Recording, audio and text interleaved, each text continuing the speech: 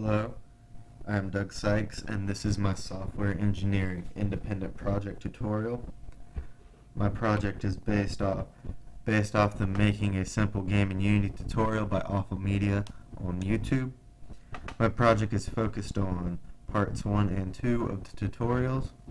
The first part focused on setting up the level and getting the player moving by setting up the ground, the player. I added the walls to keep the player and enemy in the level, and the materials to color the walls and the enemy and the player. And of course the camera.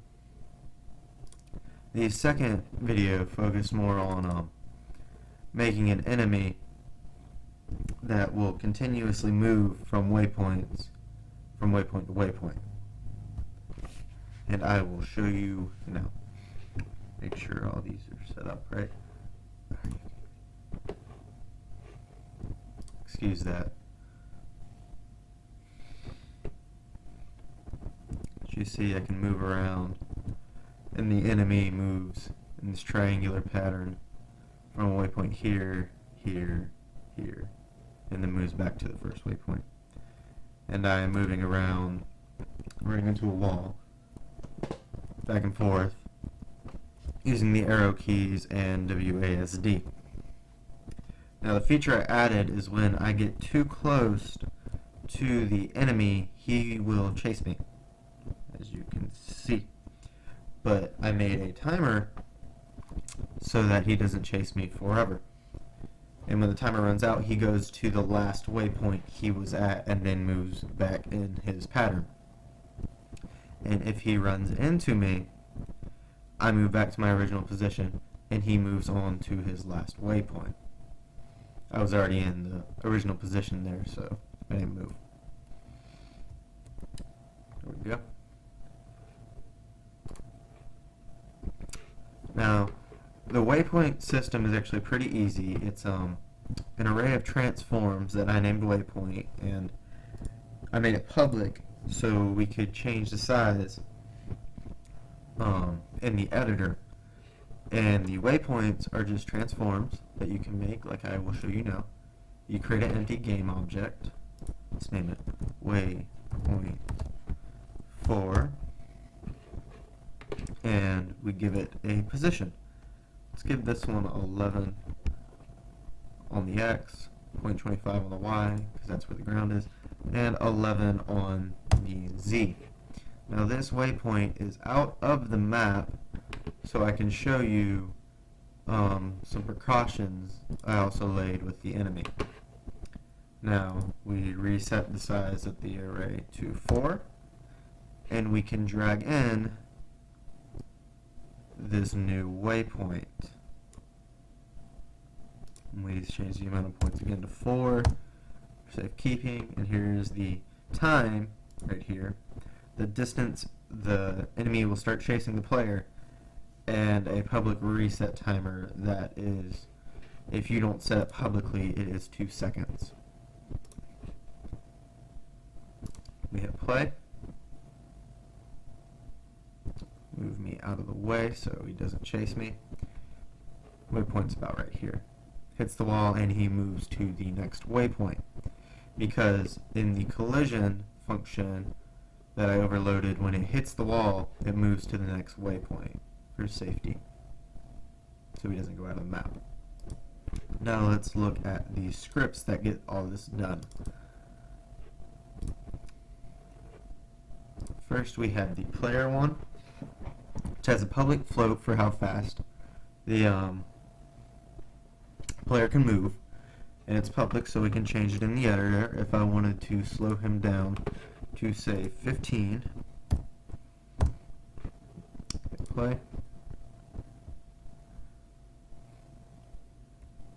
As you can see, he's slower now, but eventually he hits his max speed, and that is capped. And max speed is a private float that we set here. Then we have the vector3 for input. And when it goes into the update method, it goes and it checks the input on the horizontal and vertical axis, which we can find in the project settings under input, here and here. And if the input is less than the max speed set up here, that's 5, then we add the input to what is moving the player around, and we let them speed up. And then on collision with the enemy, down here, we move the player back to the starting point. Now for the enemy. For the enemy, we have our public transform array called waypoints, and the amount of waypoints in the array, just for safekeeping. Then the speed, which you can set publicly, the public float for distance, that how far we will let the enemy be away from the player before he starts chasing him, and then the timer for how long he will chase the player. We also have a private float, which is a reset timer, which will provide relief for the player after the timer for how long he will chase the player runs out. The reset timer will give the player enough time to get away from the enemy while the enemy moves back to the last waypoint, and we have a private int called curpos for current position to keep track of where we are in the array. When we start the script, we set the position to the first position in the waypoints array, and we set cur position to 0. And the update, the first thing we do is we get the player and we get his position, and we take our distance and we find out how far we are away from the player.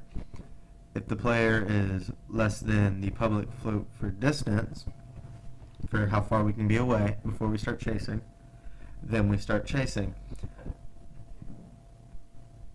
And if we are lowering the timer by time.out_time. If it ever reaches 0, then we start the reset timer and move back to the last position. No, the next position. If we are not close enough to chase the player, then, or the reset timer is in play, then we just move to the next waypoint, as you can see here. And here we have the overloaded collision function. If we ever run into the player, we reset the reset timer, move to the next waypoint, and make sure we stay in the array right here.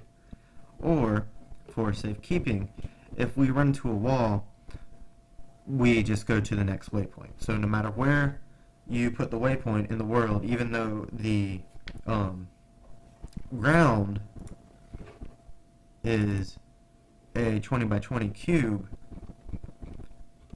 you can put your waypoints anywhere and the enemy will stay on its path, even if the waypoints are outside of the map. And again, we will play. Let's add another waypoint.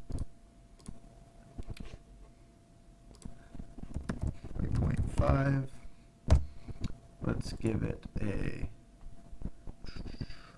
8 on the X, a 0.25 to get it on the ground, and a -7 on the Z. Don't know where that will be. Waypoint 5, my bad. Let's add this to the array of waypoints. We change our size to 5. I don't know what that was. Make sure the video is still good. Okay, we're still recording.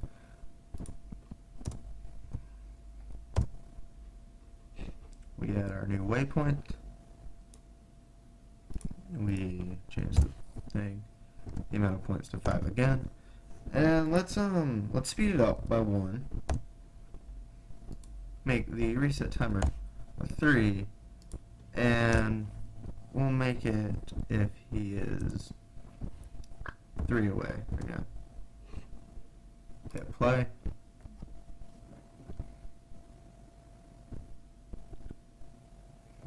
So you can see the player is still slow from us changing his speed. Okay, so that's where that waypoint is. And this has been my tutorial. Thank you for watching.